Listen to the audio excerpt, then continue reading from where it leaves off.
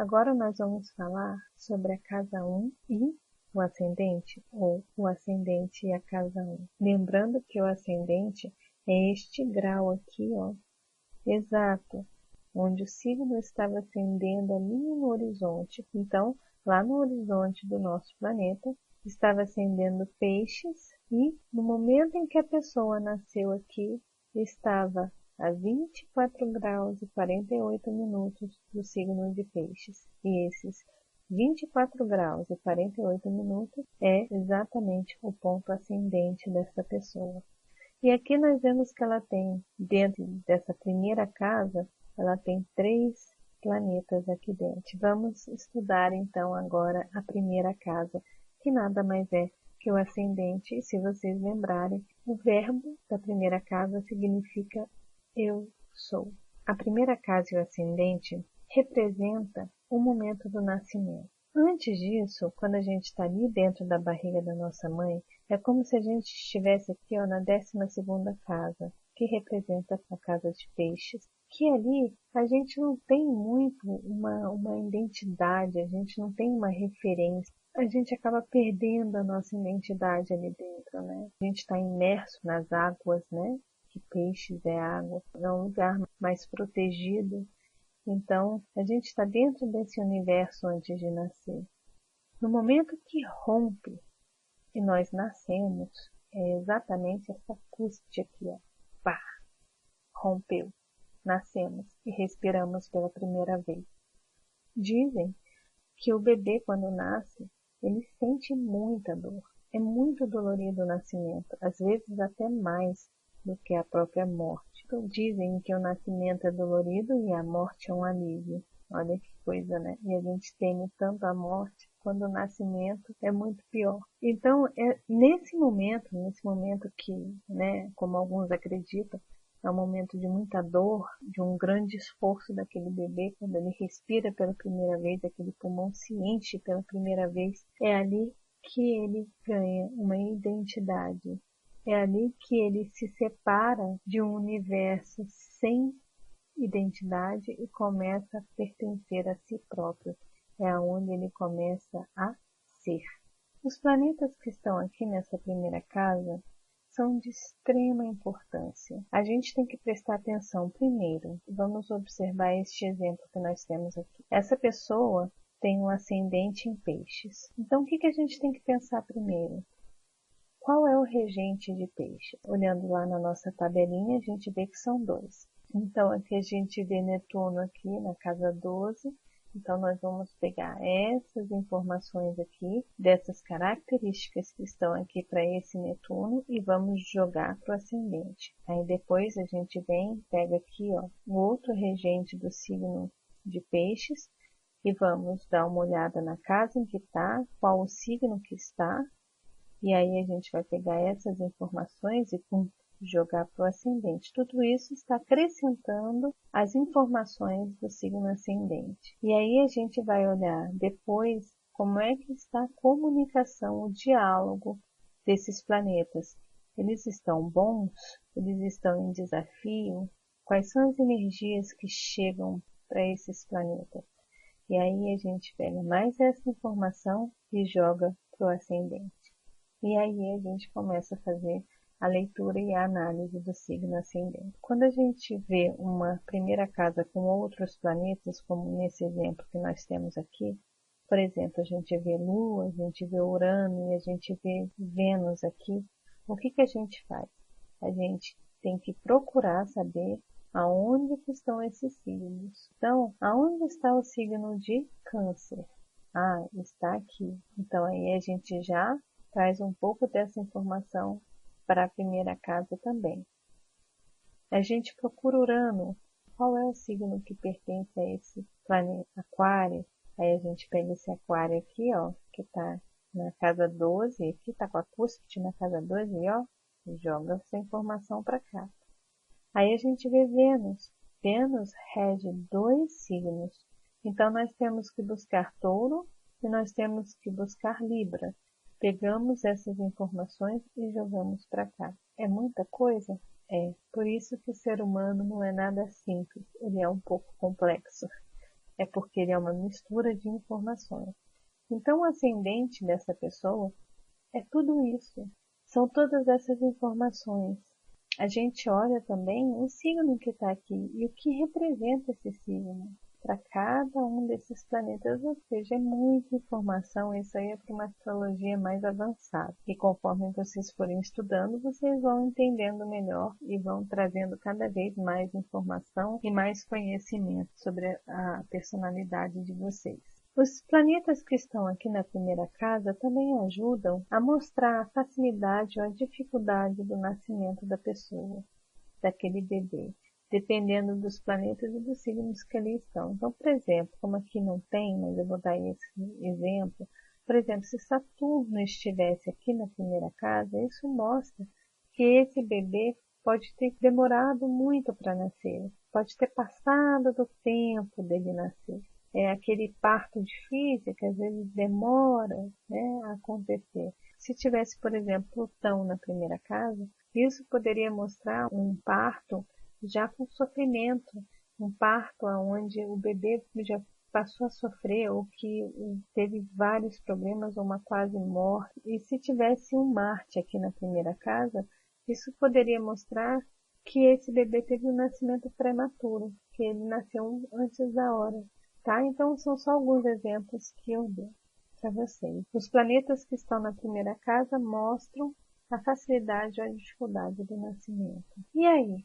E depois que a gente deixa de ser um bebê e passa a ser um indivíduo, já começa a ter uma personalidade, o que esse signo ascendente passa a representar para a gente? O signo ascendente representa a formação da nossa imagem pessoal, ou seja, é através do nosso signo ascendente que nós vamos nos mostrar para o mundo, que nós vamos nos apresentar para o mundo. É a área onde a gente se pergunta: quem sou eu no mundo?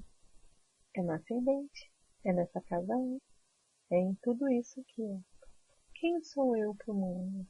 E na fase adulta, essa casa indica os inícios e as primeiras impressões das outras pessoas. Então, o que seriam os inícios? Os inícios de qualquer situação importante. Então, por exemplo, vamos supor que essa pessoa aqui ela comece a namorar. Qual vai ser a reação dela para esse namoro? Como ela vai se apresentar para este namorado? Está aqui, ó. Está na primeira casa. Está no ascendente. Vamos supor que essa pessoa vai casar. Como é que essa pessoa reage a essa situação? E todas as situações que ela for começar na vida dela, seja qual for a situação, todos os inícios da vida dela, ela vai trazer essas características de peixe junto com ela. Não só as características de peixe, mas da Lua, de Urano, de Vênus e de como cada planeta desse está atuando nessa primeira casa dela. Essa primeira casa, o nosso signo ascendente, essa primeira casa, é a nossa imagem imediata e espontânea. Então, quando a gente chega numa festa e começa a conhecer as pessoas, a gente vai se apresentar como nosso signo ascendente. Então, essa pessoa vai se apresentar dessa forma para as pessoas. As pessoas vão enxergá-las assim. É através dessa primeira casa aqui que saberemos a sequência dos outros signos. Então, isso é importante. Parece que não, mas é muito importante. Esse signo ascendente receberá uma forte influência da casa angular, que é a primeira casa. Então, aqui, ó, a gente tem um signo que ele é mutável. Então, essa pessoa será ainda mais flexível, mais imprevisível, mais versátil. Por quê? Porque essa casa aqui é uma casa angular, né? Ela traz iniciativa, uma casa angular é uma casa de muita força, de muita energia, que as pessoas não ficam paradas, é onde nasce, é onde rompe, né? É onde a criança sai de dentro do útero e rompe. É uma casa de ação, de iniciativa, de desafio, que indica mudança, que coloca as coisas em movimento. Se fosse um signo da qualidade cardial, essa pessoa poderia ter ainda mais energia, mais iniciativa, mais atitude, mais vitalidade. Se fosse um signo, por exemplo, da qualidade fixa, por exemplo, se a gente tivesse touro aqui, apesar de ser um signo fixo, calmo, paciente, lento, que começa as coisas devagar, e que demora a sair das situações. Aqui já na primeira casa no ascendente já seria um pouco diferente, essa pessoa já ficaria um pouco mais inquieta, precisaria mais de movimento. Por quê? Porque é uma casa angular que traz essa energia, chama para a atitude, chama para o movimento. O ascendente determina também até que ponto o nosso interior é revelado para o mundo.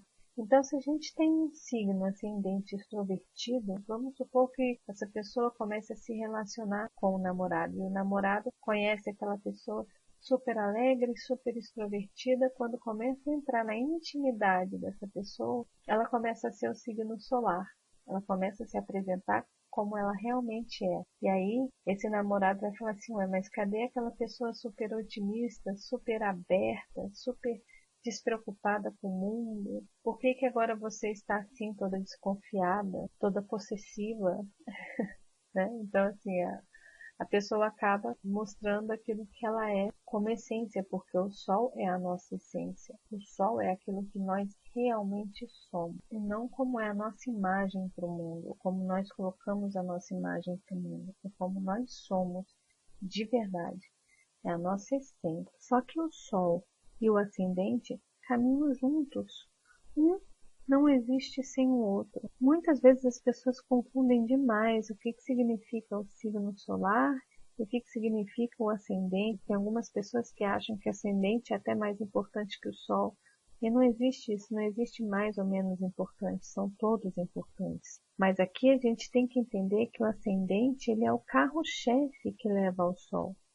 Na verdade, essa máscara que nós usamos aqui, que é uma máscara no sentido positivo, porque a gente precisa dessa energia, desse ascendente para se mostrar para o mundo. Existe uma razão para isso, não é por acaso que nós trazemos esse signo ascendente, essa máscara, essa imagem que a gente carrega para o mundo e para as situações que a gente inicia no mundo. O que acontece é que essa máscara é como se fosse a chave secreta que vai abrir a porta do sol. E se nós não estivermos usando o nosso ascendente de forma real, a gente não consegue abrir a porta do sol. A gente não consegue acessar esse sol de forma verdadeira. Um pertence ao outro, um faz parte do outro.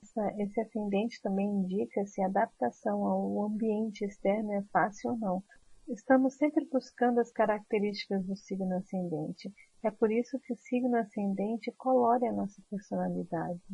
Se o signo ascendente pede, por exemplo, iniciativa, força, atitude e paixão, nós estaremos inevitavelmente buscando iniciativa, força, atitude e paixão, que é uma característica assim, do signo de Áries. Essa história que o signo ascendente inicia depois dos 30 não tem nada a ver, isso aí é balela.